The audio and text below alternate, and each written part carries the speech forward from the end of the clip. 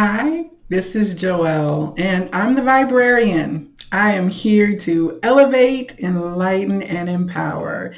And as I always share, I start that process from the inside out. I just popped on here today to do a quick message that came to me earlier this afternoon. I was speaking with a friend, and we were talking about the state of affairs in the world currently and how interesting things are and how easy it is to get caught up into this whirlwind of information that's out there. So what I heard very clearly was the phrase, "Are you down with OPP?" Now, I went to college in the 90s, so there was this song by Naughty by Nature, "Are you down with OPP? Yeah, you know me," right? Hopefully I won't get flagged for YouTube and the copyright watchers. So this song talks about, are you down with all manner of things that OPP stood for? But what I got today in the conversation was, are you down first with other people's priorities? All right. So it's very interesting because so many of us are dealing with situations where we are having to answer to a lot of energies in our life. We might be working from home and then having to also see to our children in their homeschooling environment. We may be caregiving and taking care of loved ones.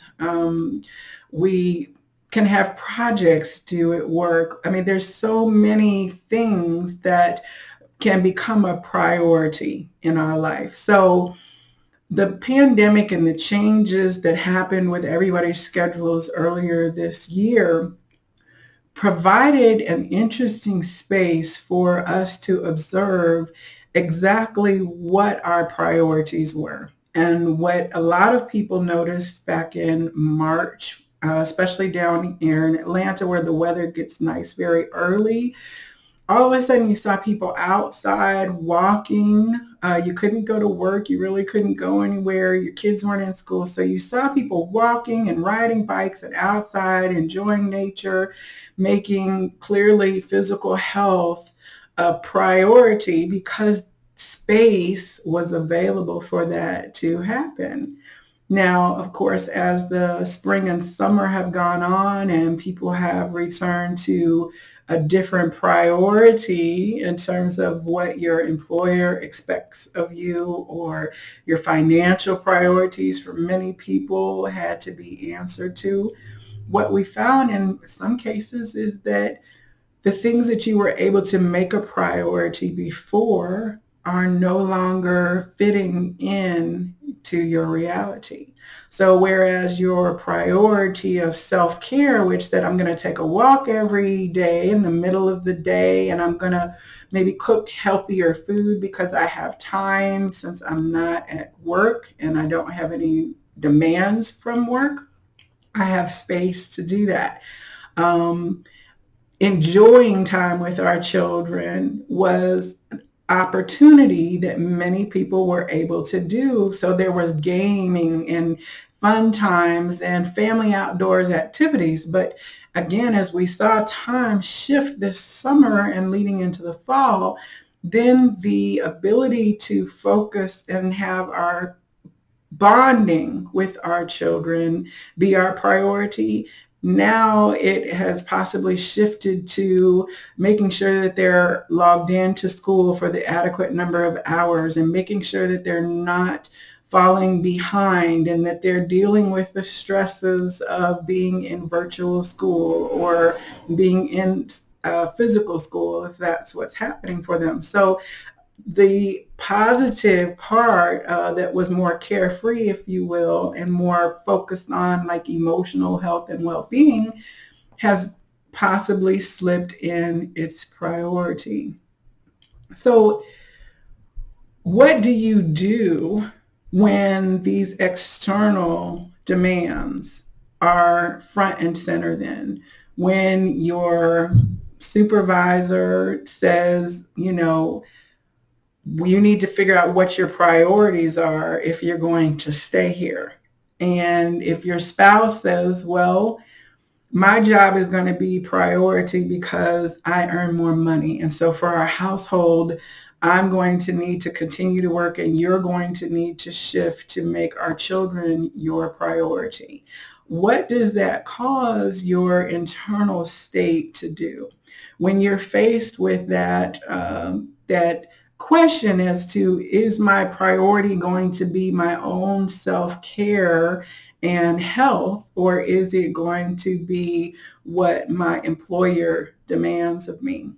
Now, there are no really great answers to what is right in terms of what a person should select. And that is the core lesson and message that I keep getting over and over again, is that only you can really determine what is a priority to you. What I would say is that we have to come into a space where we're not reacting out of like fear or stress, fear of lack, fear of pressure, that if we are able to shift ourselves, then what we decide is our priority, our life will flow towards that. So it's a subtle shift in terms of bringing it internal and then allowing it then to be reflected back to us versus responding to what's right there, what's right front and center for us, that then they're saying, we're your priority. You need to take care of us. You need to handle us. A lot of those things that come at you for you to respond to, they will not necessarily go away, but the way that you interact with those expectations can utterly shift when you have shifted out of the OPP response.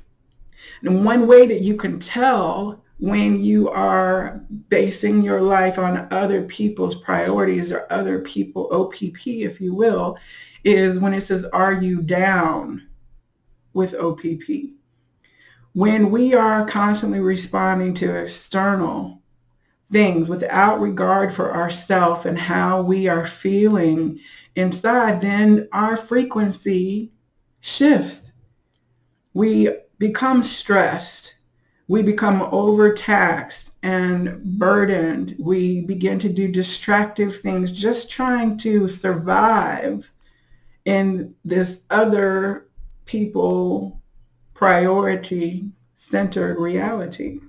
So if your frequency when you went back to work was not as high vibe as it used to be, then this is an opportunity for you to observe that and say, you know what? The things that I had as my priorities before, the expectations that were on me by my employer, the expectations of my family or my spouse, all those things, they're making me tired and making me ill, or I'm super stressed, or my weight has ballooned, or my blood pressure has gone up. Like, these are the evidences that you have that are showing you are down with OPP.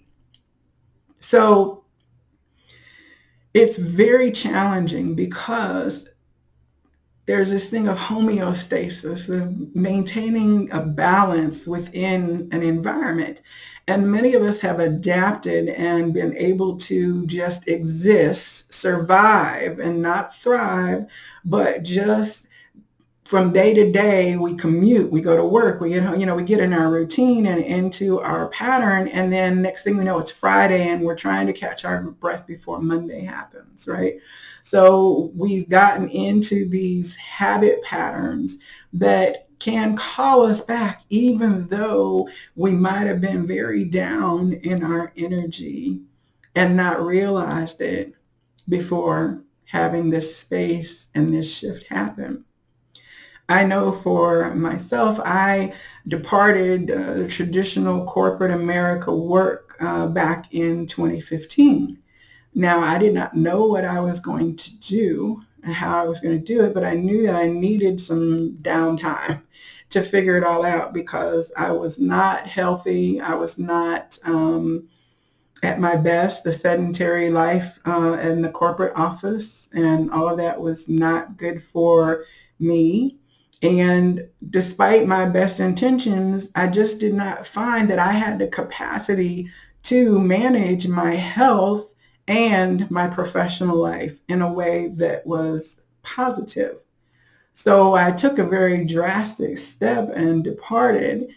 And of course, all manner of adventures and things unfolded for me. But after now at 5 years, it really was a 5-year evolution process where my reality now is one where I'm able to balance my professional responsibilities as both an employed person by an external employer, as a self-employed person, as the, owner and the Viberarian and all that I'm doing for my business, and for myself, just the being. So yeah, many people had time in their lives to work a full-time job, raise their kids, still get their workout on and lead a fit and happy life and be satisfied with that. But for me, it was not working. Now, I've had people who didn't understand that particular choice that I made at that time, who said to me, how could you just do that? You've gotten to such a place in your career. What are you going to do about insurance? What are you going to do about this? Like all these things that well-meaning and loving people I was connected to wanted to know how I was going to make do after having made this radical choice. Again, I was confronted with what other people's priorities were. Well, you should be in your career. You're at this peak point. There's so much opportunity for you. Oh, well, you have, asthma. Your priority should be your health care, right? So like having to answer those things, and that was sometimes rather challenging, of course, but I knew that when I did those things that were supposed to be the answer to those questions that people were putting forward to me, I actually felt worse. So it took 5 years, and there's many more years of this evolving experience that I'm going to have for me to live in my own priorities, right? So what I said was that my priority is that I want to live beyond my age 44, 45 that I was at that time. I wanted to live a life where I was able to experience my family differently. And I just was not having enough time with the vacation leave system and all of that to do what I felt was a priority. So when I said, my priority is my health, my priority is my connection to family, then within a few months and a few leaps of faith, I was able to begin spending more time at home, visiting my parents and seeing and traveling to see family. I was able to join my area yoga practice. I love my temple. And these things just kind of happened over a course of time because I changed my frequency and said, this is my intention, this is my priority, and therefore then these things came in to support and to be in alignment with what my inner space and soul desired. Now, this may seem like, well, that's impossible. I can't do that. I'm not saying that the steps that I took are what another person should take. But what I am saying is that if you change your frequency, and if you spend time seeding that frequency, if you spend time, even if you don't have in your reality something that you wish is a priority, then feel your way into that energy. feel what it would feel like to have a day that is shaped in a way that you will be able to enjoy your children, not just be their teacher or disciplinarian or caregiver. If you really want to have space where you get to enjoy the parent-child dynamic, set that as your intention and feel what it would feel like to be not stressed and not burnt out in terms of your parent-child relationship. And then watch over a period of time, you will have things that change.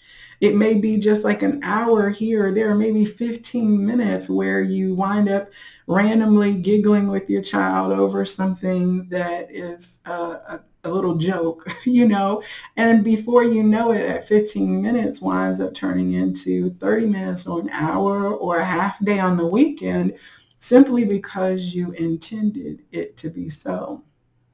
So in examining what is happening in the world right now, like we can see on the American political stage where they're saying, oh, the priority is that we help the American people who are financially struggling and we pass a stimulus bill. And then we have people who are saying, no, the priority is that we get this person confirmed for the Supreme Court. Now, both of those priorities of those people in political power probably have very little to do on a very real present way, like with the fact that you need to get dinner on the table. Feeding your family is the priority. Getting up tomorrow is the priority. So these things that we're being told, this is the number one most pressing and urgent thing that we need, right? Well, this is a bigger priority or should be a higher priority than that. So there's all of this energy out there that can pull us into very polarized. Well, if this is a priority, then that can't be a priority. This is taking the place because I have to answer to that. Sure, I would love to play with my kids, but their school requires me to have them logged in 6 hours a day. And by the time I finish that, I just don't have the time to do what I feel is the priority, right? So we're all dealing with these tensions. What we just have to do is acknowledge, first of all, that we're feeling this tension. And the other thing is we also have to look at the other OPP, right? Which is other people's projections, all right? So if we are receiving a constant message that says, the world is terrible,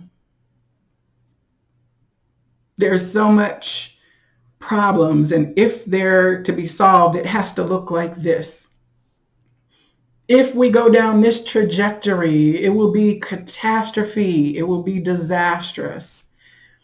Many of us consume or look at news, or at least pay attention to it in order to be able to be not completely oblivious. Even if we're not tuned in to the CNN ticker all the time, we still keep an awareness, if not through television, then through conversations and online interactions, and at the very minimum, our friend or loved one who runs down the latest daily stories and happenings when we get a chance to connect with them on the phone. But a lot of what is projected at us is just that, a projection. Now, projections said to me like a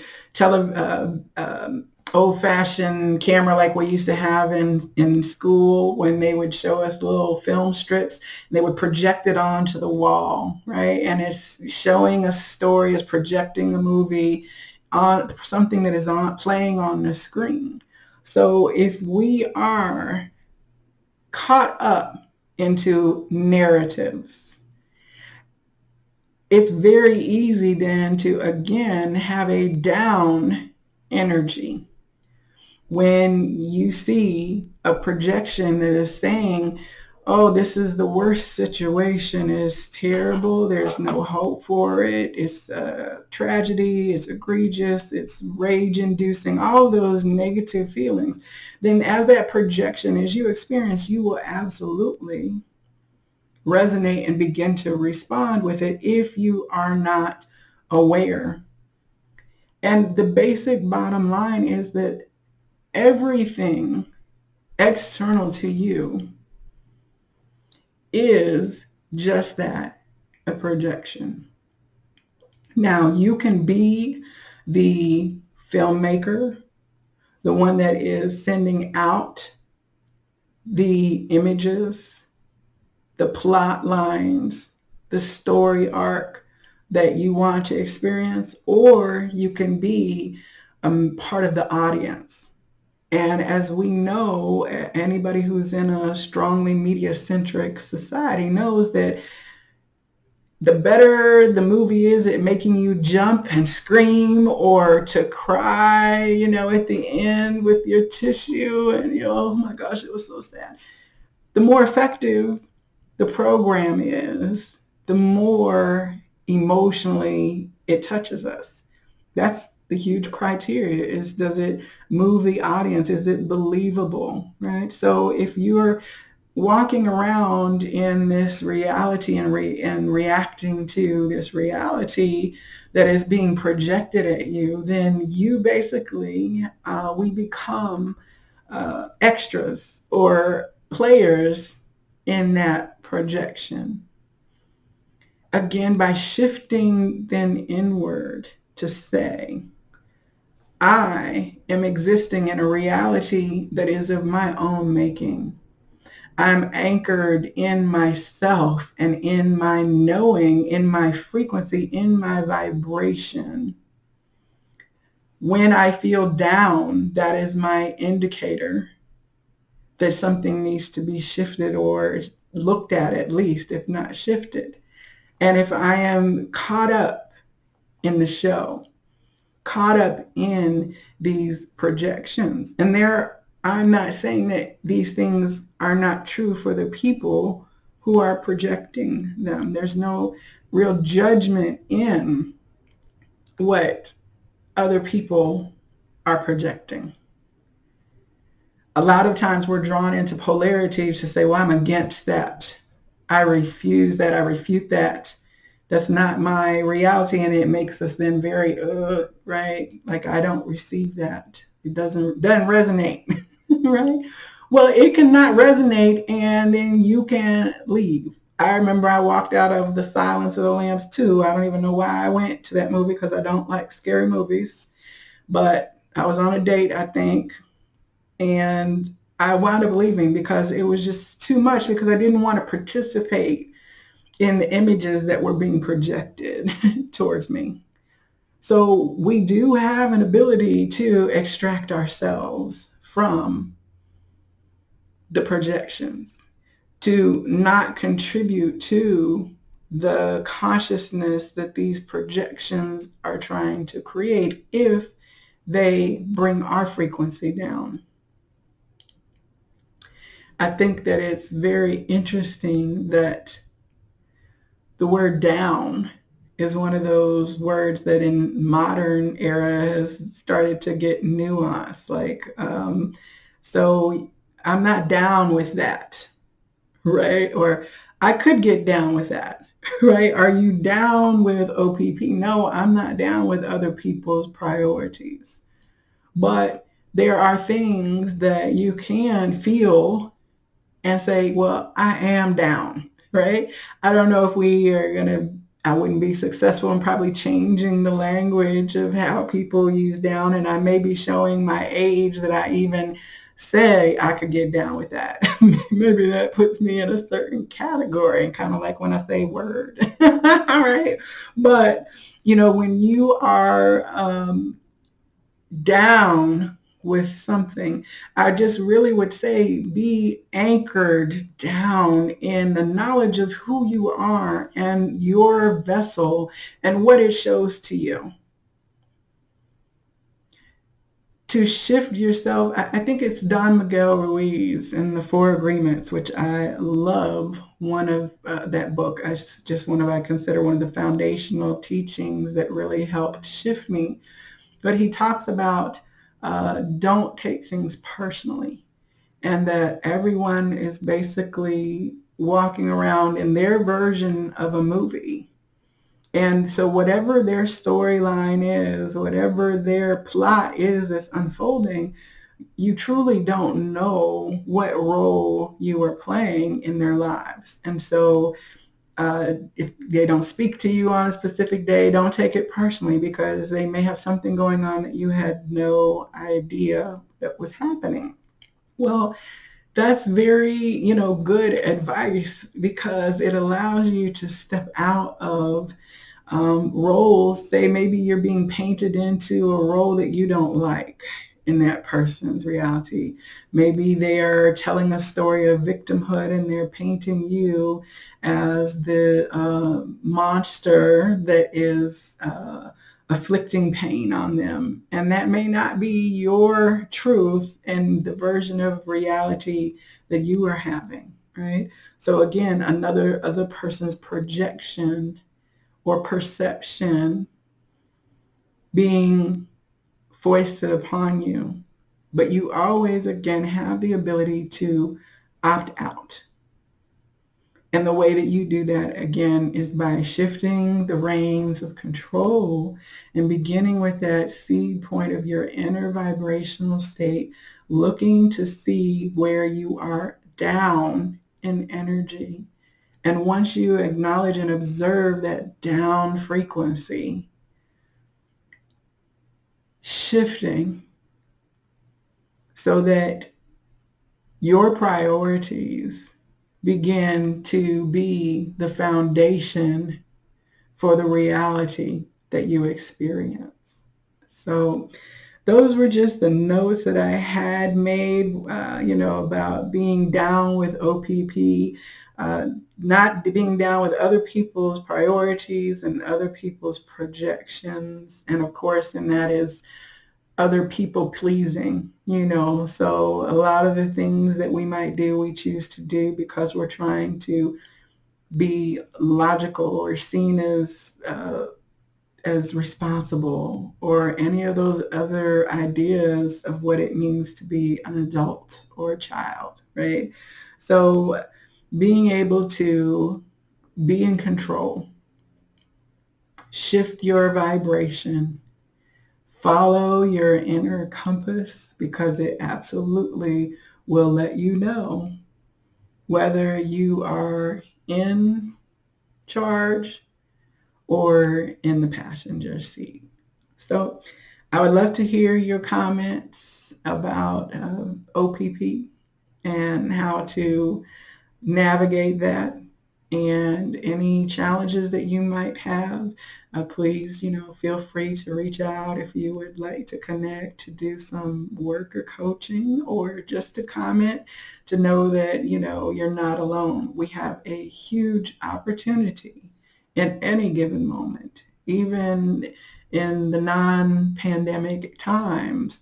We have opportunity. It's just a matter of, if you ask to see, to have the eyes to see or the ears to hear, then you will receive an awareness that will be so key and instrumental to you in helping you to adjust to where your priority, which should always be, if you ask me, love.